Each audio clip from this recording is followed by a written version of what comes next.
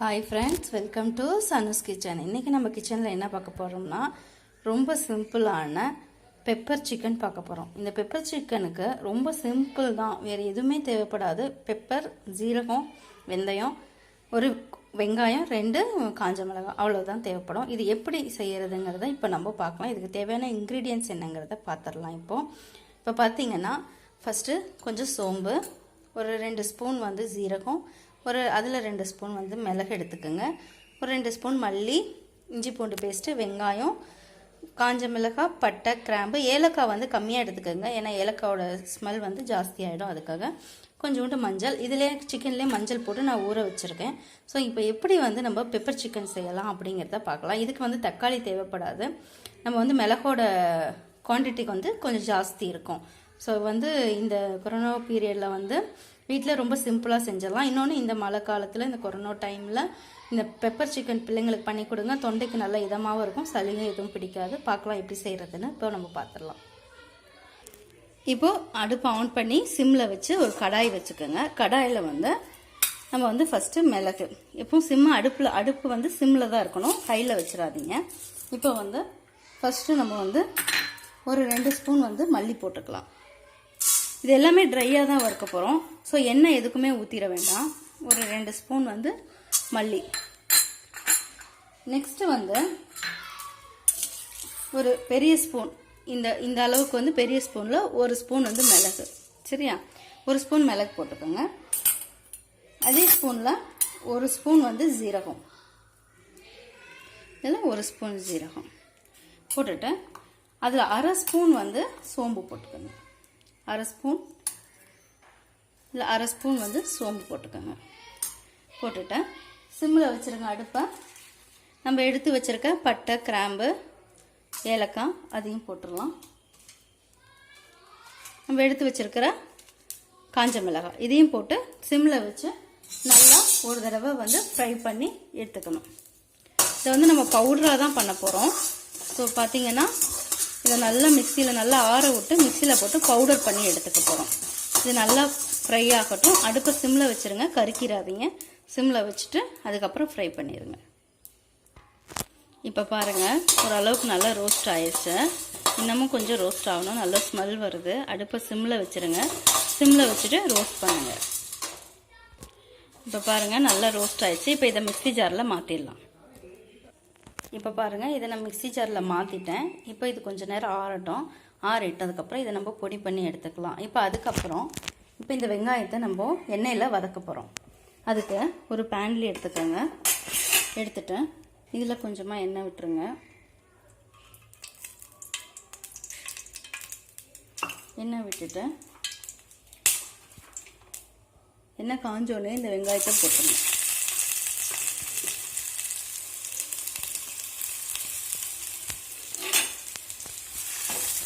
வெங்காயம் நல்லா ப்ரௌன் கலரில் ரோஸ்ட் ஆகணும். அதுக்கப்புறமா இதை நம்ம மறுபடியும் மிக்சியில் போட்டு பேஸ்ட்டாக அரைச்சிக்க போகிறோம். நல்லா இது ப்ரௌன் கலரில் ரோஸ்ட் ஆகி வரட்டும். இப்போ பாருங்கள், ஓரளவுக்கு நல்லா கோல்டன் ப்ரௌனில் வறந்துருச்சு. இன்னும் கொஞ்சம் வதங்கணும். அதுக்குள்ளாட்டி நம்ம மிக்சியில் அந்த பவுடரை, அதுவும் நம்மளுக்கு மசாலா இது எடுத்து வறுத்து வச்சோம் இல்லையா, அதுவும் ஆறிச்சு. அதை மிக்சியில் போட்டுடலாம். இப்போ பாருங்கள் ஃப்ரெண்ட்ஸ், நல்லா நல்லா ஓரளவுக்கு பொடியாக நல்லா நைஸாக அரைச்சி வச்சுருக்கிறேன் நான். இப்போ இதை நம்ம கடைசியாக போட்டு நம்ம சிக்கனுக்கு கடைசியாக போட்டு நம்ம இறக்க போகிறோம். ஸோ இப்போ பார்த்திங்கன்னா இங்கே வெங்காயமும் நல்லா ப்ரௌனாக ஆகிடுச்சு. இந்த ஸ்டேஜ் போதும். இது நல்லா இப்போதைக்கு வதங்கிடுச்சு. இப்போ இதையும் ஆற விட்டு மிக்சியில் போட்டு நம்ம ஃபைன் பேஸ்ட்டாக எடுத்துக்க போகிறோம். இப்போ பார்த்தீங்கன்னா வெங்காயமும் நல்லா வறுபட்டுருச்சு. இப்போ இதையும் நம்ம கொஞ்சம் நேரம் ஆற விட்டு மிக்சியில் நல்லா ஃபைன் பேஸ்ட்டாக அரைச்சி எடுத்துக்கலாம். இப்போ பார்த்தீங்கன்னா வெங்காயம் கொஞ்சம் ஆறிட்டு இருக்கட்டும். இந்த ஸ்டேஜில் கொஞ்சமாக தவாவில் எண்ணெய் விட்டுக்கலாம், கடலை எண்ணெய். இதுக்கு தண்ணி அதிகம் யூஸ் பண்ண போகிறதில்ல, அதனால் நான் கொஞ்சம் எண்ணெய் ஜாஸ்தி விட்டுருக்கேன், கடலை எண்ணெய் விட்டுருக்கேன். இப்போது இந்த கடலை எண்ணெய் கொஞ்சம் காயட்டும். காஞ்சதுக்கப்புறமா எண்ணெய் நல்லா காயட்டும். இப்போ எண்ணெய் நல்லா காஞ்சிருச்சு. இப்போது இதில் உங்களுக்கு தேவையான அளவுக்கு இஞ்சி பூண்டு பேஸ்ட்டு ஆட் பண்ணிக்கோங்க. நான் கொஞ்சம் இஞ்சி பூண்டு ஜாஸ்தி போடுவேன். ஸோ இஞ்சி பூண்டு பேஸ்ட்டு தேவையான அளவுக்கு ஆட். இப்போது இந்த இஞ்சி பூண்டு பேஸ்ட்டு நல்லா ஃப்ரை ஆகணும். அந்த பச்சை வாசனை போகிற அளவுக்கு ஃப்ரை ஆகணும். அடுப்பை சிம்மில் வச்சுருங்க. சிம்மில் வச்சுட்டு நல்லா அந்த பச்சை வாசனை போகிற அளவுக்கு ஃப்ரை ஆகட்டும். இப்போது இந்த வெங்காயம் நல்லா ஆறிடுச்சு. இப்போ இதை நம்ம ஃபைன் பேஸ்ட்டாக அரைச்சி எடுத்துக்க போகிறோம். தண்ணி ஊற்றாமல் அரைங்க, ஏன்னா வெங்காயத்துலேயே தண்ணி வரும். ஸோ தண்ணி ஊற்றாமல் அப்படியே அரைங்க, நல்ல பேஸ்ட் ஆகிடும். இப்போ பார்த்தீங்கன்னா வெங்காயமும் நல்ல பேஸ்ட்டாக அரைச்சாச்சேன். தண்ணி ஊற்றாமல் அரைச்சிருக்கேன். ஸோ இப்போ வந்து இங்கே வந்து பார்த்திங்கன்னா இஞ்சி பூண்டு பேஸ்ட்டும் நல்லா வதங்கிடுச்சு. இப்போ இதில் நம்ம எடுத்து வச்சுருக்க சிக்கனை போட போகிறோம். இப்போது இதில் வேறு எதுவுமே ஆட் பண்ண வேண்டாம். இஞ்சி பூண்டு பேஸ்ட்டு ப்ளஸ் சிக்கன் நான் எடுத்து வச்சுருந்தேன். அந்த 1/2 kg சிக்கனை இதில் போட்டுடலாம்.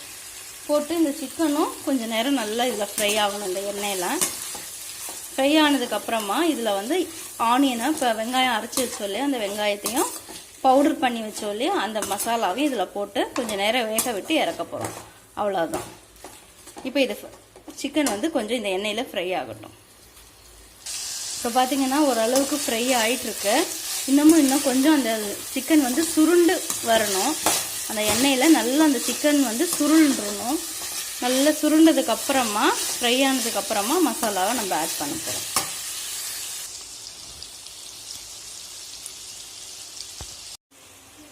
இப்போ பார்த்தீங்கன்னா சிக்கன் நல்லா சுருண்டுருச்சு. இப்போ நம்ம அரைச்சி வச்சுருந்த வெங்காய பேஸ்ட்டு இதில் போட்டுடலாம். வெறும் வெங்காயம் மட்டும் வதக்கி அரைச்சிருக்கோங்க, அதை மட்டும்தான் போட்டிருக்கேன். போட்டுட்டு இதை ஒரு தடவை நல்லா இதோட கிளறி விட்டுருங்க. இப்போ பாருங்கள் வெங்காய பேஸ்ட்டு போட்டு நல்லா கிளறி விட்டுருக்கேன். இப்போது நம்ம பவுடர் பண்ணி வச்சோம் இல்லையா மசாலா, இந்த மசாலா பட்டை, கிராம்பு, வரமிளகாய், மிளகு, அப்புறம் ஜீரகம், சோம்பு இதையெல்லாம் போட்டு இதையும் நல்லா இதோட மிக்ஸ் பண்ணி விட்டுருங்க. ஒரு தடவை நல்லா கலந்து விட்டுருங்க. இதுலேயே வெங்காயத்துலேயே நம்மளுக்கு தண்ணி வரும், இன்னொன்று சிக்கன்லேயும் தண்ணி இருக்கும். ஸோ நீங்கள் தண்ணி அதிகம் ஊற்ற வேணாம். இந்த இதுலேயே வந்து வெந்துடும் சிக்கன். உங்களுக்கு வேணும்னா நீங்கள் தண்ணி கொஞ்சமாக ஊற்றி நல்லா சுண்ட விட்டுட்டு அப்புறமா நீங்கள் இறக்கிக்குங்க. இப்போ பார்த்தீங்கன்னா ஒரு மாதிரி ப்ரௌன் கலரில் இருக்குது இல்லையா? இந்த ஸ்டேஜில் நான் ஆல்ரெடி சிக்கனில் மஞ்சத்தூள் போட்டிருக்கேன். உங்களுக்கு வேணும்னா நீங்கள் இப்போ ஆட் பண்ணிக்கலாம். நான் ஆட் பண்ணலை, ஏன்னா ஆல்ரெடி நான் ஊற வைக்கும் போதே மஞ்சத்தூள் போட்டிருக்கேன், எனக்கு தேவைப்படலை. ஸோ அதனால் உங்களுக்கு வேணும்னா நீங்கள் மஞ்சத்தூள் போட்டுக்கோங்க. இந்த ஸ்டேஜில் கொஞ்சமாக உப்பு சேர்த்துக்கோங்க. உங்களுக்கு தேவையான அளவுக்கு எவ்வளோ குவான்டிட்டி சிக்கன் எடுத்துருக்கீங்களோ அந்த அளவுக்கு நீங்கள் தேவையான அளவுக்கு உப்பு போட்டுக்கலாம். வேறு எதுவுமே இல்லைங்க. உப்பு போட்டுட்டு நல்லா மிக்ஸ் பண்ணி விட்டுட்டு கொஞ்சமாக தண்ணி ஊற்றி நீங்கள் மூடி வச்சு வேக வைக்க வேண்டியதுதான். இப்போது உப்பு போட்டு நல்லா கிளறிட்டோம். இப்போ நான் கொஞ்சமாக தண்ணி விடுறேன், ஒரு 1/2 டம்ளர், ரொம்ப இல்லை, ஒரு 1/2 டம்ளர் தண்ணி விட்டுட்டு இதையும் நல்லா கலந்து விட்டுட்டு மூடி போட்டு நல்லா வேக வச்சுருங்க. ஒரு 10லேருந்து 20 நிமிஷம் நல்லா அந்த சிக்கன் வேகணும். வெந்து நீங்கள் அதுக்கப்புறம் ஒரு 20 நிமிஷத்துக்கு அப்புறம் திறந்து பார்க்கும்போது அந்த எண்ணெய் எல்லாம் பிரிஞ்சு நல்லா நம்மளுக்கு சுருண்டு வரும்.